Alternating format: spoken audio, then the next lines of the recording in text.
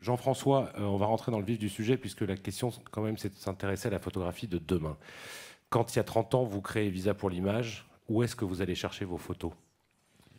Mais écoutez, il y a 30 ans, c'est beaucoup plus difficile qu'aujourd'hui, parce qu'il y a 30 ans, il y a quelques agences identifiées, on va dire une petite vingtaine d'agences qui comptent. Et je vais vous donner un seul chiffre pour vous montrer l'évolution du métier. Il y a 30 ans, quand je démarre Visa pour l'image, j'ai accès à 3 bases d'images. Et aujourd'hui, j'en suis à 478.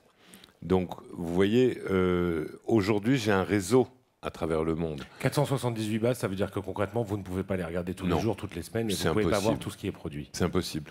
Donc moi, essentiellement, je me fie à un réseau qui s'est constitué année après année. Par exemple, l'an dernier, c'est Olivier qui m'appelle en me disant « Tu devrais regarder le travail d'Alice Martins ». J'ai Cathy Ryan ou David Firth. Alice Martins, c'était sur la Syrie et l'Irak, mais c'est Olivier qui a attiré mon attention. David Firth avait attiré mon attention sur le travail de Béréoulac aux Philippines, etc., etc.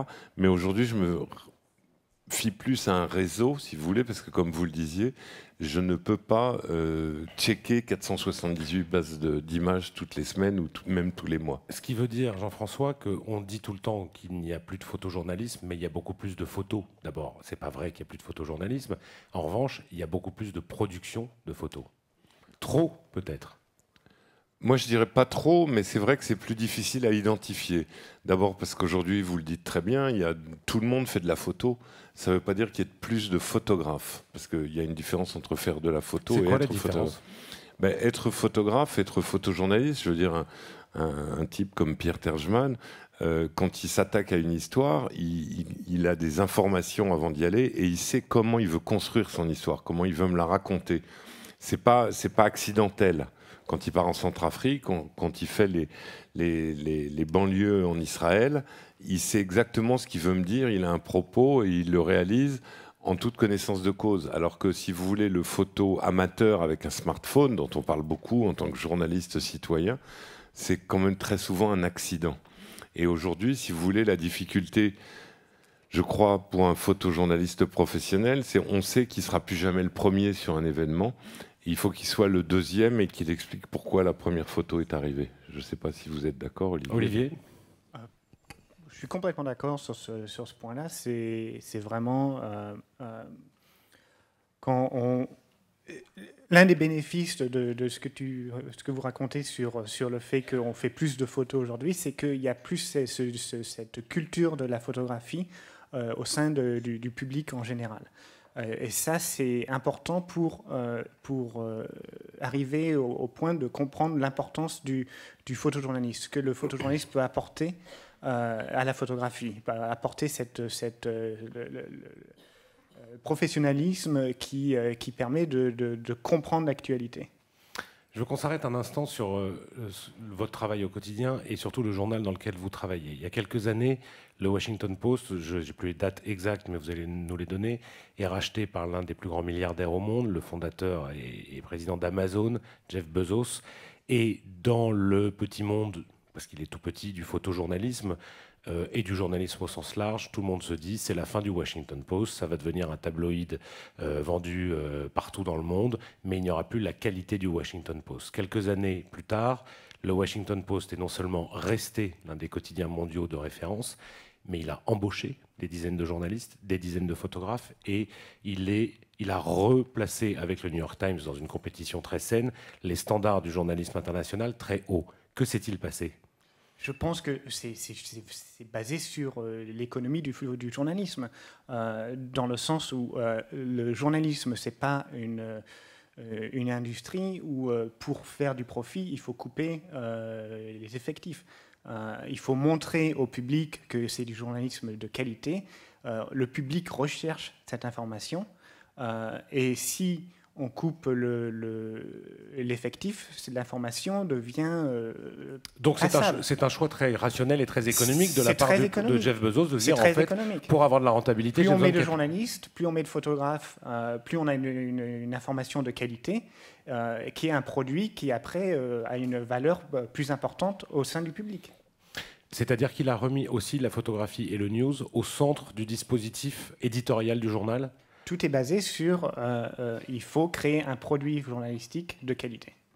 Et pourtant, Pierre Terjman, quand on est photographe, puisque à cette table vous êtes le seul photographe, la réalité c'est que c'est en France aujourd'hui extrêmement difficile pour les photographes indépendants. Pourquoi? Alors que justement Olivier est en train de décrire que la rentabilité d'un quotidien mondial comme le Washington Post, c'est justement la qualité. Alors, je pense que le problème, c'est le nombre de photographes, en fait. C'est malheureux à dire, mais... Vous avez trop de concurrents. Oui, je pense qu'il y a trop de concurrence. En fait, c'est un marché énorme. Beaucoup de jeunes qui se cherchent dans le journalisme ou dans la photographie veulent passer par le photojournalisme. Et du coup, il n'y a pas assez de place pour tout le monde. Enfin, je veux dire, le Washington Post, en plus, c'est un peu différent, puisqu'ils ont des photographes avec lesquels ils ont l'habitude de travailler. Ces photographes, dont je fais partie, puisque je travaille de temps en temps pour le Washington Post. Mais je pense que sur les magazines, par exemple, il faut être conscient qu'il y a 52 semaines dans l'année, une grosse histoire par semaine dans les plus gros magazines français. Ça ne laisse pas non plus des centaines de possibilités aux photographes de vendre leurs histoires. Après, il y a plusieurs nouveaux canaux de diffusion qui font que les photographes peuvent montrer leur travail et peuvent être leur propre média, entre guillemets. Mais... Ce que vous avez fait avec Disturb, est-ce qu'en créant Disturb, vous créez un média? Alors, je pense qu'au départ, ce n'était pas l'idée de base. L'idée de base, c'était vraiment de sensibiliser les gens à une thématique en leur affichant dans la rue des images, en utilisant les codes de la publicité, en utilisant l'espace urbain pour justement réussir à sensibiliser les gens et à les faire réagir sur une thématique. Aujourd'hui, on est dans une démarche de médias. Oui. Aujourd'hui, on est clairement un média parce qu'on est beaucoup suivi par les jeunes, parce qu'on a une approche sur les réseaux sociaux qui est un peu différente, tout ça, et qu'au final, étant un canal de diffusion et montrant un large choix de photographies sur le monde, on est par définition un média. Je veux juste revenir sur l'économie. Quand on regarde ce qui se passe au Washington Post, au New York Times et quelques autres titres aux États-Unis, c'est une économie qui débute. Pendant très longtemps, on a offert l'information sur Internet gratuitement. Il y a tout un travail de rééducation des lecteurs pour vendre cette information. Rappelons pour ceux qui ne le savent pas forcément donc, que le Washington Post, après avoir été gratuit, est repassé payant dans son contenu digital. Il y a cette démarche maintenant de passer derrière le paywall, comme on appelle ça aux États-Unis, et qui n'est pas encore, à mon avis, développé suffisamment en France. Quand on regarde, moi c'est la question que j'aime poser quand un photographe me demande pourquoi il n'y a pas les budgets pour la photographie, surtout que c'est des questions qui viennent dans ces débats, j'aime demander au public combien sont abonnés à un média. Est-ce que des gens ici sont abonnés à un média, par exemple? Ah, quand même. Quand même.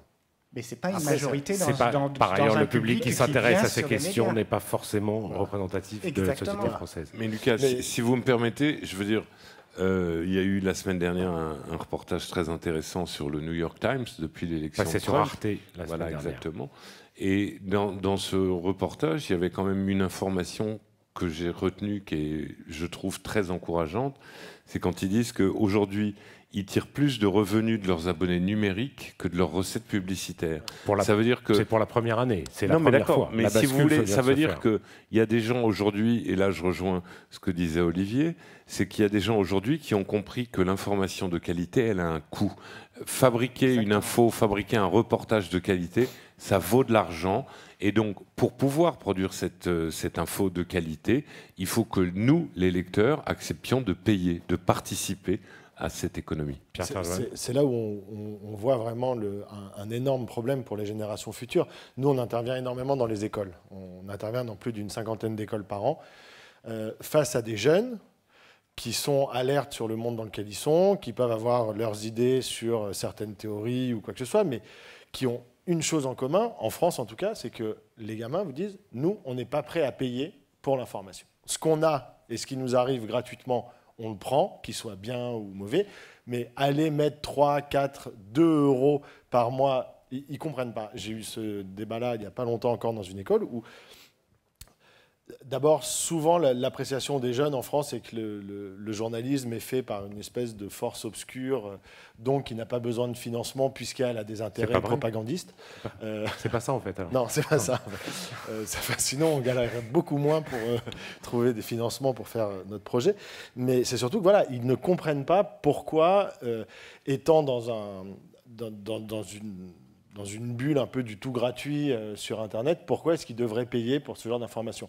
Ça ramène quand même à une réflexion plus large sur la liberté d'informer, le droit d'expression, la démocratie, tout ça, qui sont aussi des sujets qui peuvent être parfois un peu compliqués à aborder. Mais ça revient au fait qu'on a fait l'erreur quand Internet est arrivé, en tant qu'acteur médiatique, de donner de l'information gratuitement. Quand il y avait des nouveaux médias qui sont créés, que ce soit qu'on soit passé de la radio à la télévision, il y avait toujours un modèle économique de créer. Et Internet a été vu par beaucoup d'acteurs comme cette plateforme qui n'était pas très importante, et on a tout mis gratuit. Alors, il y a aussi une autre question, il faut quand même la préciser ici, c'est que les acteurs eux-mêmes de la photographie ont mis du temps à comprendre ça, c'est-à-dire qu'il y a cette difficulté, je pense, pour les photographes, de s'exprimer vis-à-vis d'un grand public, et par exemple en publiant leurs propres photos sur les réseaux sociaux, Facebook et Twitter, et immédiatement, en publiant cette photo, ils la dévalorisent complètement.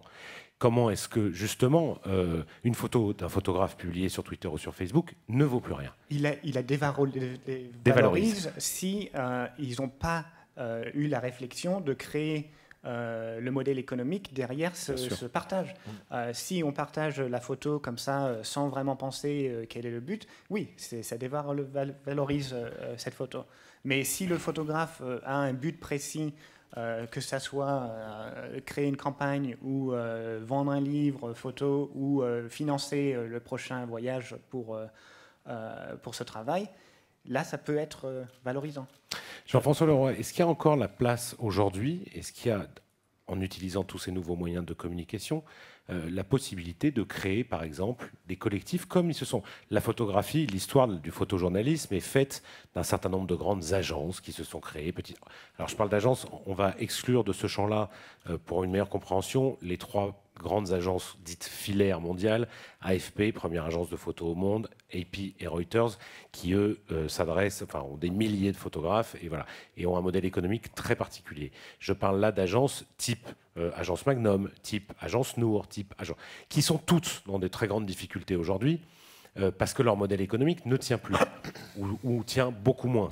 Des agences qui font en grande partie du corporate, donc de la pub, pour dire les choses clairement, pour financer du photojournalisme. Quel est l'avenir de ces modèles-là ? Est-ce que vous, comme observateur à Visa pour l'image, vous êtes au carrefour de cet univers-là ? Comment vous voyez les choses évoluer ? Mais si vous voulez, c'est vrai que par rapport aux trois grandes agences filaires, AFP, AP et Reuters, la profusion de ces agences et collectifs, elle pose quand même un problème, parce que si je suis iconographe dans un journal, je sais que si je vais sur AFP ou sur Reuters, je vais trouver la photo qui correspond à l'article que je dois illustrer. Et encore une fois, ce que je vous disais tout à l'heure par rapport à mes 478 bases d'images, si je ne sais pas que Terjman, diffusé à l'agence Disturb, a fait un boulot formidable sur les banlieues en Israël, je ne vais pas pouvoir les trouver. Alors qu'en allant sur une... Donc, si vous voulez avoir des petits tuyaux de qualité, c'est vachement satisfaisant pour nous, les connaisseurs, mais pour un iconographe qui doit illustrer dans un quotidien, il doit trouver 50 photos par jour. Et les 50 photos par jour, on lui dit à un moment, tiens, on voudrait un portrait de Macron, profil gauche, parce qu'on a fait le profil roi il y a 3 jours, et une photo pour illustrer les gilets jaunes. S'il ne sait pas que tel photographe a fait un boulot formidable sur les gilets jaunes, il va forcément aller à l'AFP où il est sûr de trouver les photos qui correspondent. Justement, alors Olivier, quel intérêt pour quelqu'un comme vous, Pierre, je vous passe la parole après, mais quel est l'intérêt dans votre boulot au Washington Post, finalement, d'aller chercher autre chose que ces trois agences filaires, du coup ? Puisque vous avez tout sur les agences filaires, pourquoi aller chercher un Pierre Terjman pour faire une photo à Paris ? Par exemple, j'en sais rien, inondation, manifestation, alors que vous avez tout sur les fils. Pour moi, c'est quand je recherche un travail de fond. Quand on va publier la première news sur l'événement, on va automatiquement se tourner vers l'AFP, AP et Reuters, ou Bloomberg aussi. Mais si on cherche à faire du lendemain un travail beaucoup plus de fond, là, on va chercher le photographe dont la spécialité, c'est de faire ça. Et ces photographes se trouvent plus souvent dans de petites agences comme Magnum, comme Nour, etc. Pierre? Oui, il y a aussi une restriction financière là-dessous. C'est que dans les quotidiens en France, je ne sais pas comment ça se passe aux États-Unis, mais à partir du moment où on a donné à l'Icono son abonnement à AFP ou Reuters, aller chercher une photo ailleurs et la payer est un parcours du combattant. Alors, il faut peut-être expliquer pour le public ce que c'est qu'un abonnement. C'est un quotidien ou un magazine peut s'abonner à une agence comme AFP, AP, Reuters. Quotidien, magazine, Radio France est abonné à l'AFP, à IP, à Reuters. Voilà, n'importe quel organe de presse. Mais ces abonnements qui sont négociés au cas par cas vous permettent d'utiliser 30, 50, 200 ou 1000 photos par jour, par mois, etc. Et donc, à ce moment-là, la paresse économique et intellectuelle et de se servir dans ce qui est déjà payé. On le voit dans beaucoup de médias. Oui. Sauf que la valeur ajoutée que vous pouvez créer aujourd'hui, alors si on revient à Jeff Bezos et Amazon, c'est de se dire on va se singulariser autrement. En créant un produit qui est différent que tous les autres médias, c'est créer cette valeur, la valeur pour le lecteur.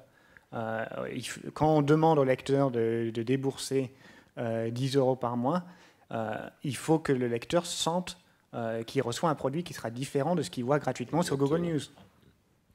Pierre, on va se dire les choses clairement et simplement pour qu'on comprenne bien. Aujourd'hui, combien est payé un photographe, par exemple? Une journée de travail, ça va de...